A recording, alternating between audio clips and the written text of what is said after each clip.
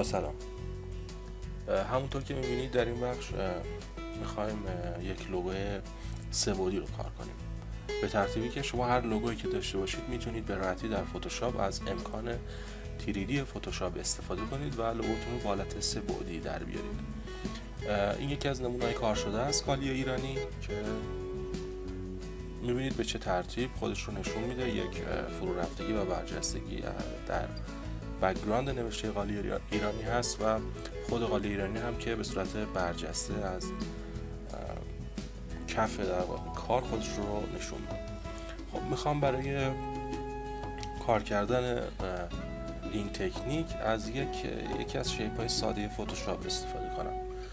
امیدوارم که آموزش برای شما کاربردی باشه. خب بریم سراغ آموزش.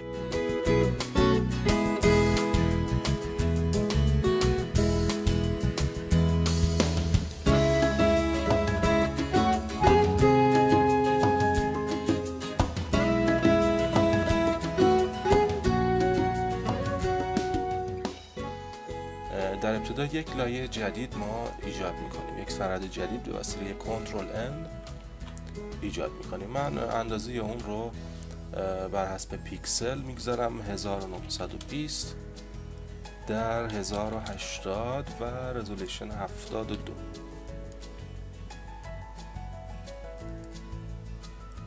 خب این صفحه جدید ما هست.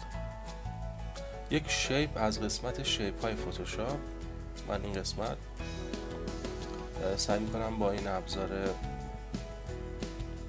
رکتنگل تول که اینجا میبینید کاستم شیپ تول رو انتخاب میکنم، آخرین گزینه، و در اینجا شیپ مورد نظر رو بر روی این گزینه انتخاب میکنم و با گرفتن کلید شیفت که اندازه استاندارد اون رو بتونم رسم کنم، اون رو به این صورت رسم میکنم.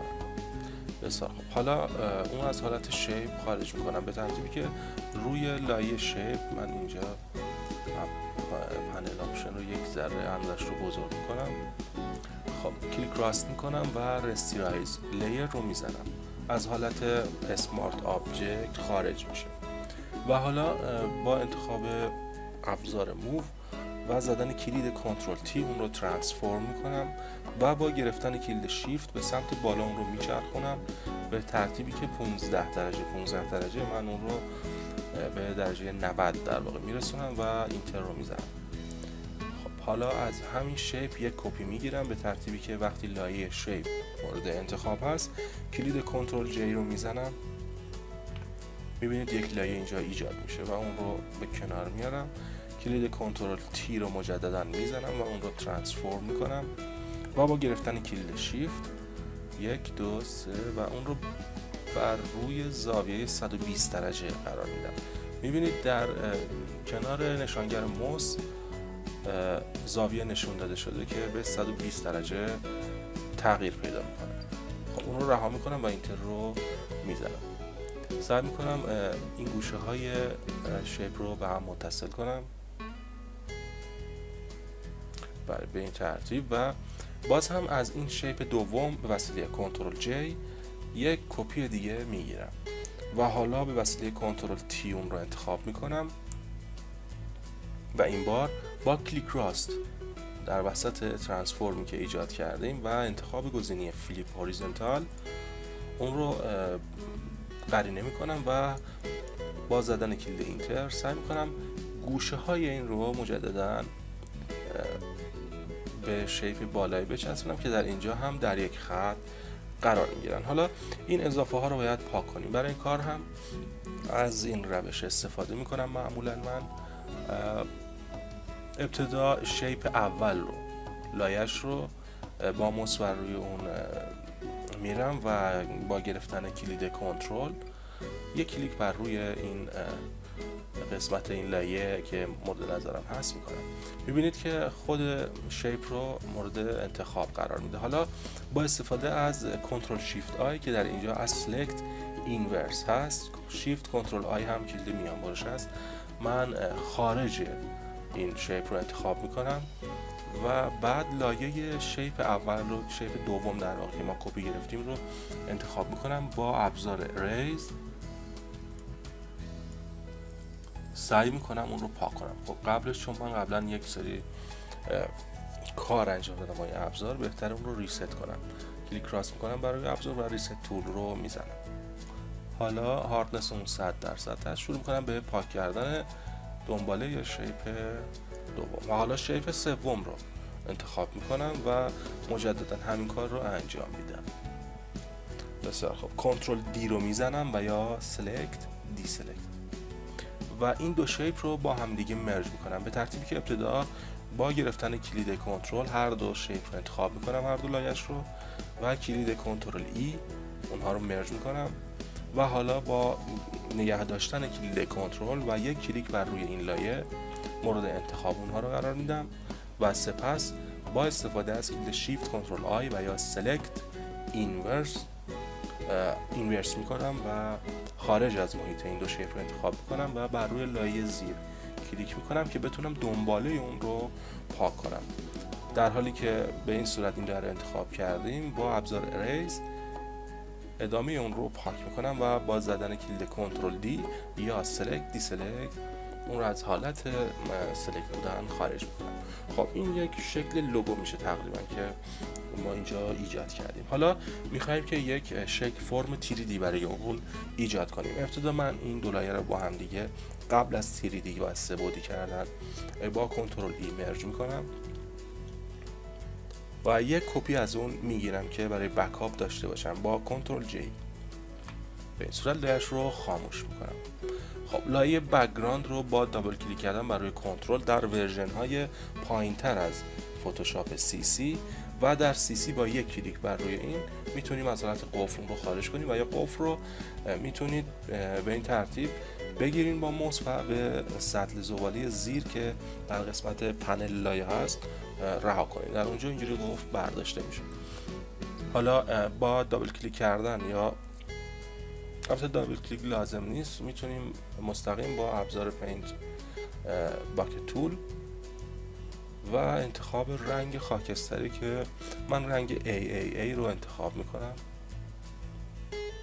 به این ترتیب میبینید رنگی که 6 تا A برای اون اینجا تایپ میکنید و این رنگ خاکستری اینجا ایجاد میشه. حالا یک کلیک میکنم و اینجا رو خاکستری رنگ میکنم. حالا شیپ هم رو انتخاب میکنم با کلیک راست و انتخاب بلندینگ آپشن و در اینجا از گزینه کالر اورلی من سعی میکنم اون رو هم خاکستری رنگ کنم به ترتیبی که از عدد 3 تا 74 استفاده میکنیم که خاکستری تیره تر نسبت به خاکستری بک‌گراند میشه. 74 74 و 74. اوکی. بسیار خوب. این تا اینجا. حالا میخوایم وارد مرحله سه‌بعدی کردن این لوگو بشیم.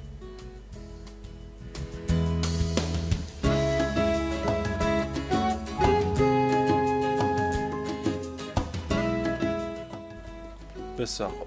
در این قسمت ما پس از اینکه این کارها رو انجام دادیم و رنگ‌ها رو مشخص کردیم، بر روی لایه شیپ قرار میگیرم و با کلیک راست کردن بر روی این لایه گزینه آخر نیو 3D extrusion from selected layer رو انتخاب میکنم.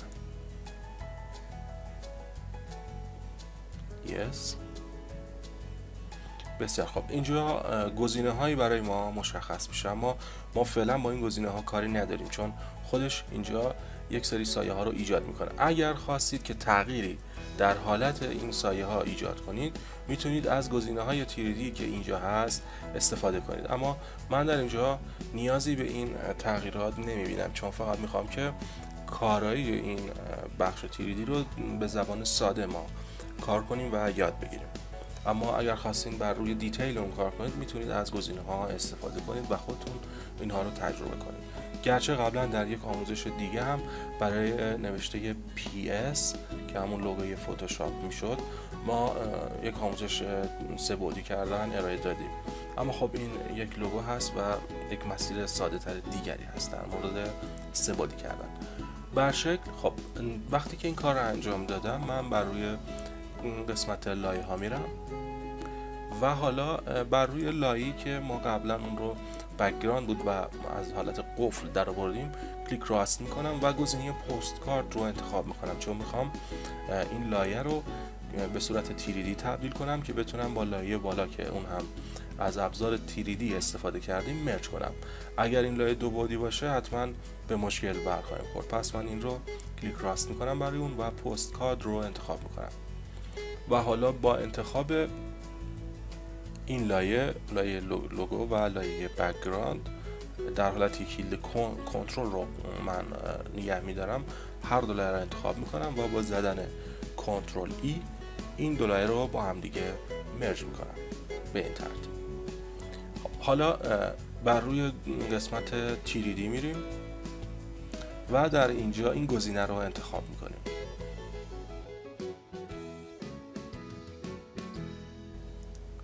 و برای اینکه یک سایه زیر این لوگو ایجاد کنم و یک نور بالای اون، با استفاده از اینکه اینجا ما در واقع گزینه رنگمون باید سفید باشه و اینجا هم شادوی هست که در اینجا میبینید این کالر رو که رنگ سفید هست و نور محسوب میشه، من اندازه اون رو بر روی 185% قرار میدم و گزینه شادو رو بر روی 35% میگذارم. اینجا کاستم هست و میتونید به صورت دلخواه هر عددی که خواستید وارد کنید. البته بعد از اینکه آموزش تمام شد شما یاد خواهید گرفت که چطوری از این گزینه ها استفاده کنید.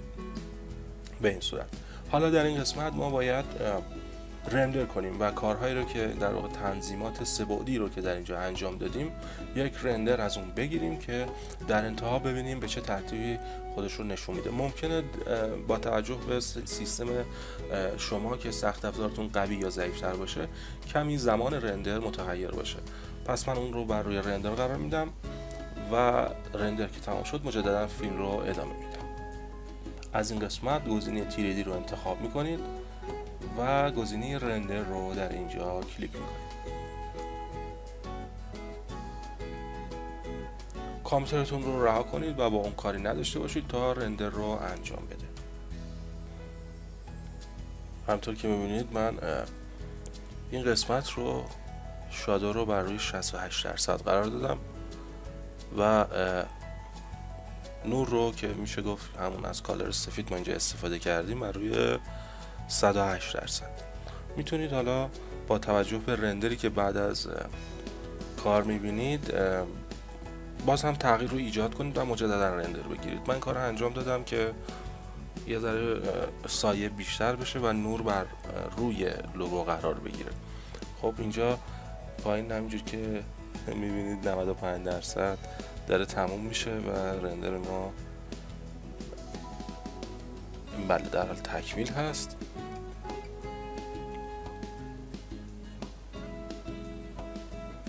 خب اینجا رندر تمام میشه.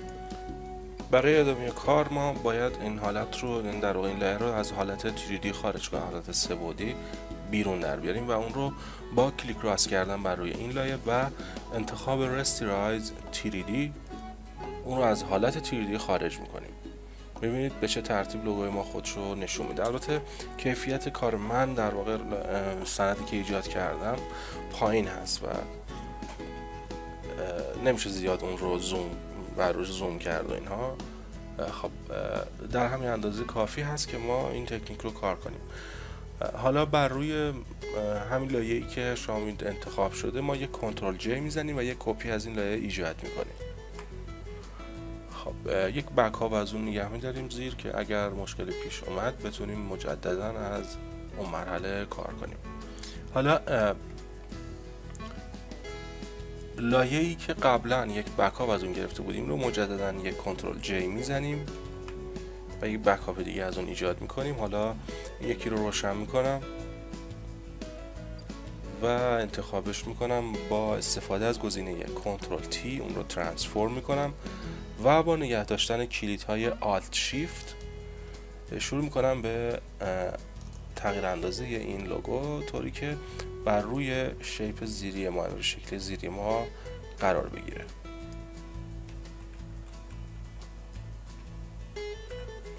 خب میتونیم این قفل رو هم اینجا کلیک کنیم و از این قسمت کمی اون رو بزرگتر کنیم. اینتر رو میزنم، این کافی هست. میبینید که ما لوگوی شیپ اول رو الان بر روی تیریدی که ایجاد کردیم قرار دادیم و اون رو با اون هم اندازه کردیم. حالا اینجا من از گزینه بلندینگ آپشن ها میخوام استفاده کنم. با دابل کلیک کردم بر روی این لایه و یا کلیک راست و انتخاب اولین گزینه بلندینگ آپشن رو انتخاب میکنم و ببلند امبوس رو تیک میزنم. حالا تنظیمات رو به این ترتیب، یعنی ببلند امبوس رو انتخاب میکنم و تنظیمات رو به این صورت دیپس رو کم میکنم و روی 1 قرار میدم. اوپاسیتی رو بالا میبرم و اوپاسیتی هایلایت مود رو بالا میبرم و شادو مود رو اوپاسیتیش رو پایین میارم. زاویه این قسمت رو بر روی 90 درجه انجل اون رو قرار میدم به این ترتیب. یک کالر اوورلای ایجاد میکنم و رنگ مورد نظرم رو انتخاب میکنم. از رنگ قرمز استفاده میکنم. میتونید از این کدی که اینجا 970E10 استفاده کنید. خب اینها به صورت کاستم هست و رنگ ها رو حالا الزاما نباید حتما این رنگ انتخاب کنید. حالا استروک رو میزنم، تیک استروک رو اینجا میزنم و انتخابش میکنم. در قسمت فیل تیپ کالر رو بر روی گریدینت قرار میدم و زاویه انجل اون رو بر روی 90 درجه میگذارم.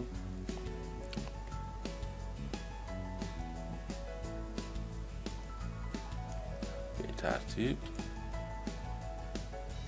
اوپاسیتی اون رو کم میکنم. اینها همه کاستم هست و میتونید هر تنظیماتی که خودتون صلاح دیدید و دیدین کارتون قشنگ میشه قرار بدید. خب رنگ رو میخوام تغییر بدم، پس مجددا دابل کلیک بر روی FX میکنم و بلندینگ مودی رو که کار کردم بالا میارم. حالا گریدینت اوورلای رو انتخاب میکنم و اون رو تیک میزنم. کالر اوورلای رو برمیدارم. میبینید که رنگ ما به چه ترتیب خودش رو نشون میده. حالا اگر بخوام از یک رنگ استفاده کنیم بهتره که قبل از اینها من کلید کنسل رو میزنم و یک کپی از لایم میگیرم، چون اینجا باید اون رو مرج کنم. یک کپی از بلندینگ آپشنی که انجام دادیم، یعنی آپشن هایی که در بلندینگ ما هست باید کپی بگیریم. کلیک راست میکنم و بر روی کپی لیر استایل کلیک میکنم به این ترتیب. گزینه استروک و ببل اند امبوس رو برمیدارم و برای اینکه رنگ قرمز ما در اینجا حفظ بشه کلیک راست میکنم و ابتدا رستیرایز لیر استایل رو میزنم. حالا مجددا کلیک راست میکنم بر روی لایه و پیست لیر استایل رو میزنم. خب در اینجا من دابل کلیک میکنم و تیک کالر اوورلای رو برمیدارم، چون رنگی ما قبلا دیگه ثبت شده. حالا میخوام از گریدینت اوورلای استفاده کنم. این رو به این دلیل انجام دادم چون اگر من تیک کالر اوورلای رو بزنم و یک گریدینت ایجاد کنم ما نمیتونیم گریدینت اوورلای رو ببینیم، به دلیل اینکه لایه مود در واقع آپشن کالر اوورلای بالای گریدینت هست. پس ما اون رو مرج کردیم که رنگ ثابت باشه و اینجا تیکش رو برمیداریم و حالا میبینید که گریدینت اوورلای مشخص هست. حالا از این قسمت بلند مود اون رو بر روی سافت لایت قرار میدم و میتونیم اسکیل اون رو کم یا زیاد کنیم نورش رو به این ترتیب و یا بر روی رادیال اون رو قرار بدم که به این صورت نور رو نشون بده و ریورس کنم به این ترتیب. این گونه از مرکز کمی نور من ایجاد میکنم و دورش رو شادو.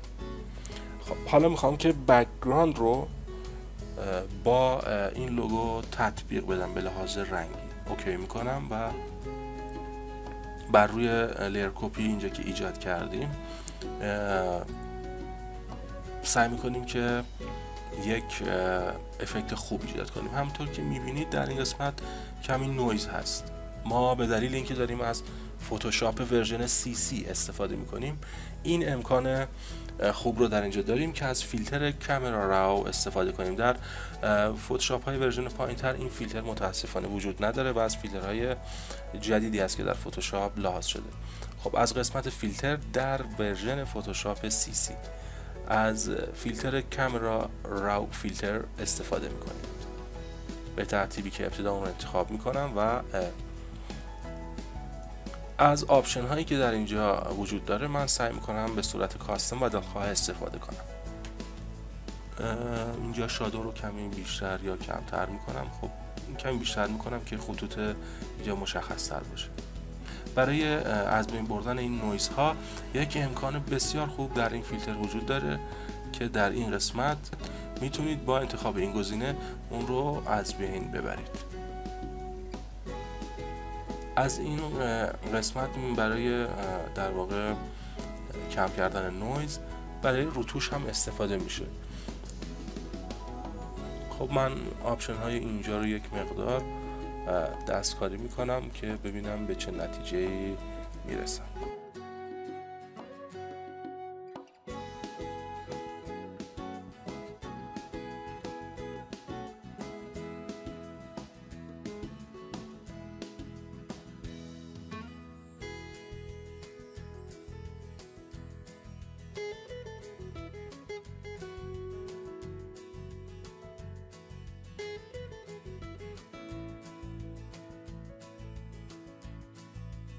بسیار خوب، این تنظیمات رو اعمال کردم و حالا اوکی میکنم.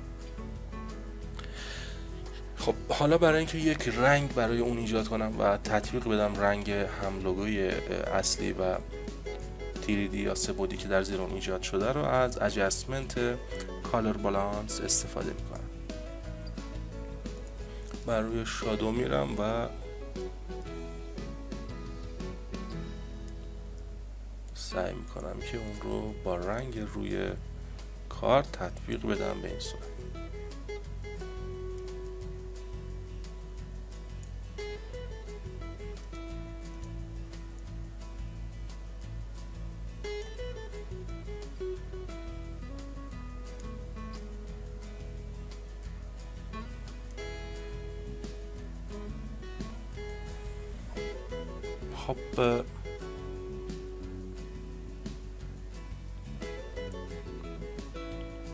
خب حالا کمی اوپاسیتی لوگو رو کم کنیم ببینیم که در چه شرایطی قرار میگیره. بسیار اوپاسیتی رو یه ذره کمتر میکنم و میخوام که در این قسمت یک ذره نور سفید ایجاد کنم. یعنی این بالا یک ذره نور سفید ایجاد کنیم و در زیر لوگو کمی میشه گفت نور تیره تر، یعنی یک شادو ایجاد کنیم. به دلیل اینکه ما این لوگو رو داریم میتونیم این کار را انجام بدیم. من با گرفتن کلید کنترل در حالتی که این لیر مورد انتخاب هست یک نیو لیر از اینجا انتخاب بکنم که در زیر لوگو ایجاد میشه و اینجا براش رو انتخاب میکنم و اون را ابتدا ریست تول میکنم که تنظیمات به حالت اول برگرده. هاردنس بر روی 0%، سایز رو با توجه به اندازه دلخواه هم تنظیم میکنم و با استفاده از رنگ سفید سعی میکنم که اینجا به این صورت یک نور ایجاد کنم. خب حالا با نگه داشتن کلید کنترل بر روی لایه لوگو یک کلیک میکنم که مورد انتخاب قرار بگیره و در اینجا سلکت اینورس رو میزنم. نوری که در زیر لوگو ایجاد شده رو سعی میکنم پاک کنم. پس براشم رو هاردنسش رو بر روی 100% و اندازش رو کوچیک‌تر میکنم. عذرخواهی میکنم، ریز رو انتخاب میکنم و به این صورت سعی میکنم این نوری رو که در اینجا ایجاد کردم پاک کنم و نور خارجی رو رها میکنم.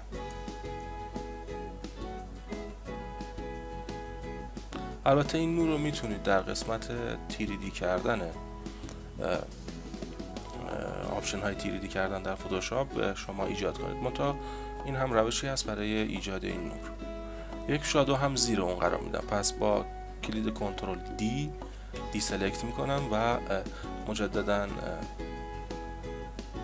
بر روی این لایه‌ای که ما نور رو ایجاد کردیم یک لایه جدید ایجاد میکنم و سعی میکنم با رنگ مشکی یک شادو ایجاد کنم. هاردنس رو کم میکنم و به این صورت سعی میکنم یک شادو ایجاد کنم. حالا مجددا کلید کنترل رو نگه میدارم، روی لوگو کلیک میکنم select inverse رو میزنم و با ابزار erase رنگی که داخل شیپ ایجاد شده رو سعی میکنم با دقت پاک کنم و بیرون رو نگه میدارم. کلید موو رو انتخاب میکنم، کنترل دی از حالت دی سلکت خارج میکنم و حالا اپاسیتی رو اپاسیتی لایت، من اسم این رو لایت میگذارم و بالایی رو شادو. لایت رو انتخاب میکنم و اپاسیتی اون رو کم میکنم به این صورت. حالا قسمت هایی که احساس میکنم اضافه هست، ابزار اریز رو انتخاب میکنم، کمی اندازش رو بزرگ میکنم و هاردنس اون رو پایین میارم. اپاسیتیش رو در این قسمت بر روی 90% میذارم، کنترل زد و باز هم 70% اینجا میگذارم و به این صورت سعی میکنم که اون قسمتی که احساس میکنم زیاد است برای نور اون رو پاک کنم و باز هم اپاسیتی رو کمتر میکنم به این ترتیب. میتونیم از مد لایه هم استفاده کنیم، بستگی به نوری هست که ما از در اینجا استفاده میکنیم. خب حالا شادو رو انتخاب میکنم و به همین ترتیب اپاسیتی اون رو کم میکنم.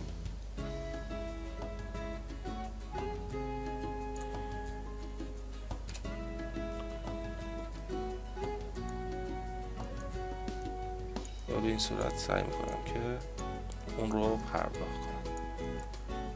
خب اگر این دو لایه رو ما خاموش یا روشن کنیم، تغییرش رو در اینجا میتونید ببینید.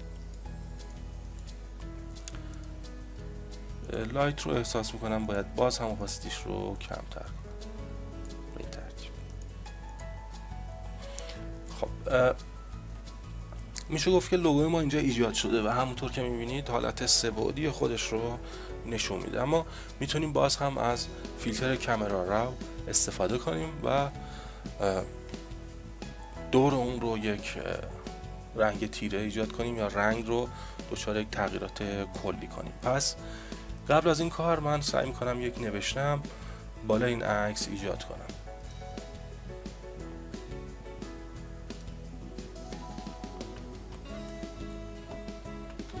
سامپل لوگو میزنم که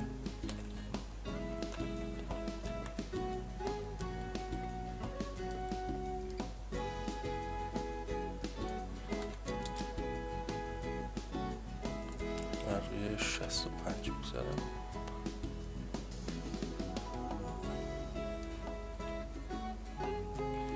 خب رنگ اون رو کمی نزدیک میکنم به رنگ لوگو به این ترتیب. خب حالا در حالتی که آخرین لایه رو انتخاب کردم، این لایه که لایه بکاپ بود و با اون کاری نداریم، با زدن کلیدهای ترکیبی کنترل آلت شیفت ای یک کپی کلی از کارهایی که تا اینجا انجام دادم میگیرم. این لایه میشه و من رو میبندم این لایه و حالا کامرا راو رو فعال میکنم، فیلتر کامرا راو از اینجا فعال میکنم و در این قسمت سعی میکنم رنگ رو در شرایطی که من دوست دارم تغییر بدم به این ترتیب.